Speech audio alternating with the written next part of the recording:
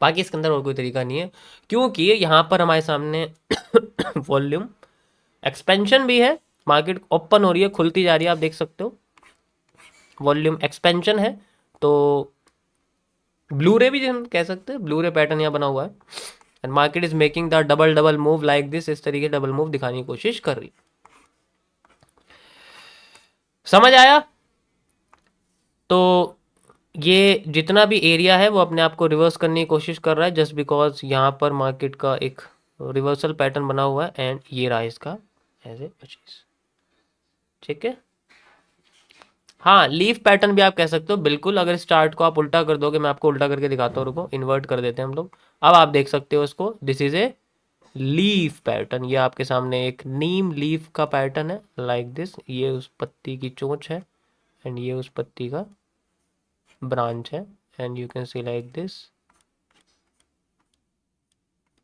ठीक है, और उसके बाद आगे का हिस्सा इस तरीके से मुड़ रहा है। ठीक है, आप नीम लीफ भी कंसिडर कर सकते हैं बिल्कुल। उसके लिए चार्ट को उल्टा करना पड़ेगा ना, क्योंकि हम ऐसे करेंगे तो समझ में नहीं आएगा, बट कोई बात नहीं, उससे कोई फर्क नहीं पड़ता। ठीक, समझ आया नाउ? तो ये मूव हमारे पास आ रहा है ऑलरेडी, आप देख सकते हो। ठीक है,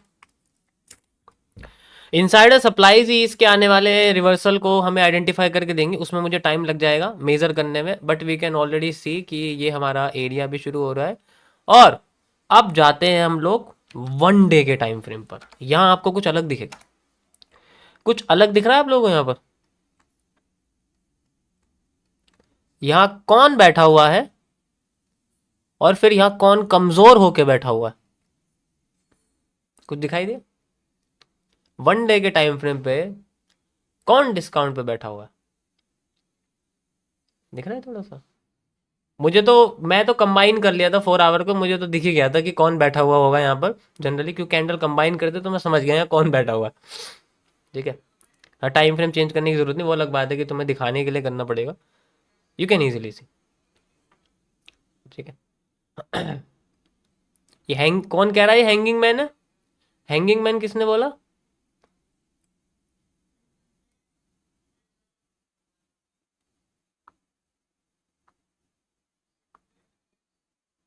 कौन से चैनल से पढ़ के आ रहे हो भाई? हैं? कौन से चैनल से पढ़ के आ रहे हो? किसने सिखाया तुम्हें कि ये हैंगिंग मैन है? हैं?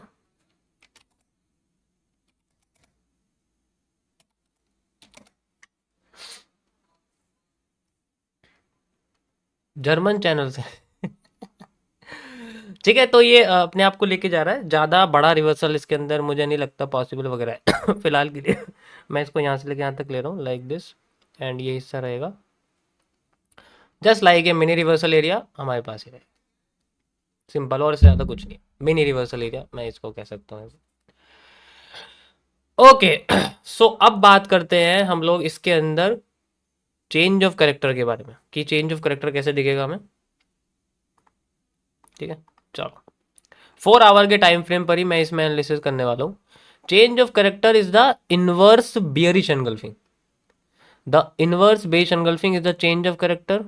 ठीक है, ये आप देख सकते हैं, और ये भी है, ये भी है, ओके ये भी है, ये रहा आपके सामने देखो बना हुआ है, this is the inverse, this is the inverse. ठीक है, तो यही हमारे लिए चेंज ऑफ करेक्टर्स हैं। माइनर मेजर हम लगा सकते हैं, जस्ट लाइक ये दोनों ही हमारे लिए माइनर हैं। ठीक है, और मेजर क्या हो गए, ये रहे देखो, एक मेजर ये रहा। ठीक है, बुलिश एनगल्फिंग नहीं है यहाँ पर चेंज ऑफ करेक्टर, यहाँ चेंज ऑफ करेक्टर एक्चुअल में हैंगिंग मैन। कहने का मतलब ये है, चेंज ऑफ करेक्टर का मतलब है हैंगिंग मैन यहाँ पर, क्योंकि मार्केट को उठाने वाला पैटर्न हैंगिंग मैन। लेकिन मैं उसको क्या करूँ, मैं उसको कंबाइन कर रहा हूँ एक ग्रीन कैंडल के साथ कि उसकी पावर समझ में आए, क्योंकि हैंगिंग मैन मार्केट को उठाने की कोशिश कर रहा है, उसको मार्केट ने एक बार भी फेल नहीं किया है। ध्यान से देखो, हैंगिंग मैन आफ्टर इफेक्ट्स में है, ये देखो हैंगिंग मैन, देखो ये दिख रहा है पार्शियल, बॉडी ज़्यादा बड़ी है इसकी। ये देखो फिर बॉटम पे हैंगिंग मैन दिखा, ये देखो फिर हैंगिंग मैन दिखा, और ये तो मैंने लगा ही रखा है, ये भी लगा रखा है। और ये देखो पहली बार मार्केट ने इस हैंगिंग मैन को क्रॉस करा है, तो इसलिए माइनर तो ये हो ही गया, इसलिए मैंने माइनर मेजर नहीं करा आपके सामने, मैंने सीधे डायरेक्ट मेजर लगाया हुआ है। मेजर वाला लगाया हुआ है, माइनर चेंज ऑफ करेक्टर नहीं, अंदरूनी वाला जो हमने लगा नहीं रखा, इंटरनल वाला लगा रखा, एक्सटर्नल वाला। ठीक है, ओके, सो अब हमारे पास दो ऐसे कई सारे पैटर्न्स हैं जहां पर मार्केट में आईएफसीज के बनने की प्रोबेबिलिटी सबसे ज़्यादा है। जब भी मार्केट इन हैंगिंग मैन को क्रॉस करना चाहिए तो मार्केट में आईएफसी बननी चाहिए, टूटनी नहीं चाहिए, ताकि एक स्मूथ मूवमेंट हमें नीचे देखने को मिले। क्योंकि यहां पर हमारे सामने एफ एस एफ वाला कॉन्सेप्ट यूज हो रहा है, फास्ट स्लो स्लो फास्ट। ये मूवमेंट यहां दिखनी चाहिए मार्केट में, तभी हमें यहाँ पर एक बढ़िया सा डाउन ट्रेंड देखने को मिलेगा। अगर ये बीच में से मूवमेंट टूट गई या फिर बदल गई तो ये कंटिन्यू नहीं करने वाली। उसके लिए ही ये लेवल्स जिम्मेदार हैं। लेवल्स मतलब ये ब्रेकडाउन के लेवल्स है कि जैसे जैसे ये हैंगिंग मैन टूटेंगे मार्केट के अंदर बड़ी बड़ी कैंडल बननी चाहिए, ताकि उसकी लिक्विडिटी हेल्प करे, बताए हमें कि वो एब्जॉर्व कर रही है और बार बार इन लेवल्स को नीचे जाके तोड़ रही है, एब्जॉर्व कर रही है बार बार नीचे। अब जब भी वो एब्जॉर्व करेगी तो कुछ पैटर्न बनाएगी, चार्ट पैटर्न, उसमें से डाउन ट्रेंड में ज्यादातर क्या बनता है, वेजेस बन जाते हैं, ठीक है, या फिर हमारे सामने कोई बियरिश पीनट बन जाता है, या फिर कोई ब्लू रे बन जाता है, जैसे कि ब्लू रे बनी हुई है यहाँ पर, है ना। तो वो हमारे लिक्विडिटी एब्जॉर्प्शन के पैटर्न रहेंगे, वैसा होता रहेगा। समझ आया? डे वन वालों को नहीं समझ में आएगा, पहले बता रहा हूँ, क्योंकि डे 180 चल रहा है।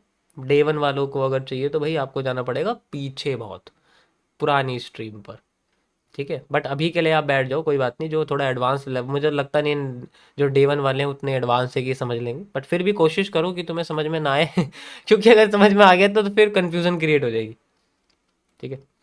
ओके तो ये रहा मेरा आज का एनालिसिस बिटकॉइन के लिए 4 आवर के टाइम फ्रेम पर, जो कि एप्लीकेबल रहेगा 4 hour, 8 hour, 16 hour and 24 hour, ठीक है।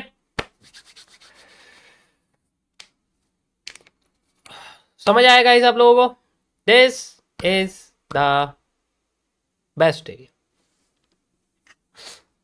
ठीक है। ये हटा देता हूं मैं यहां से समझाने के लिए था बिटकॉइन के बारे में।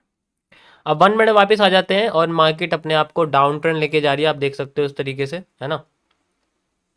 और इसमें हमें सप्लाई डिमांड को थोड़ा सा मेजर वेजर करना पड़ेगा, क्योंकि ऐसे समझ में नहीं आने वाला। तो पता लगता है कि मार्केट अपने आप को बहुत अच्छी तरीके से नीचे लेके जा रही है। अभी कोई लेवल है यहाँ पर? नहीं, यहाँ कोई लेवल नहीं है। यहाँ बस ये एसआर इंटरचेंज एरिया, और अभी जहाँ पर है मार्केट वहाँ पर भी कोई लेवल नहीं है। यहाँ पर बस ये एसआर इंटरचेंज क्रिएट कर रही है। ओके, सो दो तरीके हैं, या तो हम लोग बॉटम से टॉप तक की एक ट्रेंड लें और इसको यहाँ ऐड कर दें like this, then we have a reversal area like this, ऐसे करके। बट यहाँ पर अभी आप देखोगे तो कुछ नहीं आया, है ना। यहाँ पर कुछ भी पैटर्न नहीं आया हमारे सामने, कोई बात नहीं। मार्केट वॉल्यूम बर्स्ट में चल रही, मैं इसको डबल कर दूंगा। यहाँ हैमर आया हुआ है सॉरी, और ये हैमर अपने आप को कुछ गड़बड़ है, क्योंकि हैमर गिरा रहा है मार्केट को, तो हैमर उठाना शुरू कर रहा है अब। Simple, yes.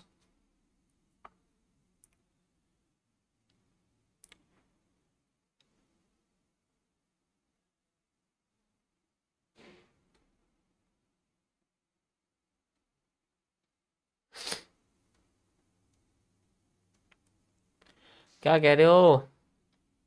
एसआर क्या होता है, प्लीज एक्सप्लेन। मतलब वो एरिया जहां पर सपोर्ट टूट के रेजिस्टेंस बन जाए, रेजिस्टेंस टूट के सपोर्ट बन जाए, वो एरिया होता है SR. S R interchange, support resistance interchange हम उसको कहते हैं, ठीक है। बीटीसी 100 के नहीं जाएगा। पीडू करंटली 70 के INR profit with 0.2 lot. Okay, currently 7.5 crore profit in 78 lot.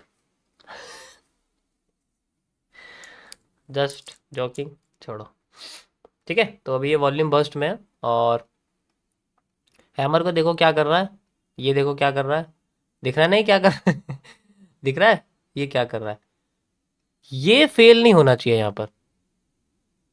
अगर ये फेल हो गया, ठीक है, तो ये हमारे लिए बन जाएगा एक वॉल्यूम बर्स्ट का एरिया, और ये एरिया हो जाएगा हमारे लिए बियरिश एंगल्फिंग, यानी कि मार्केट को नीचे लाने वाला एरिया, और ये वॉल्यूम बर्स्ट का एरिया।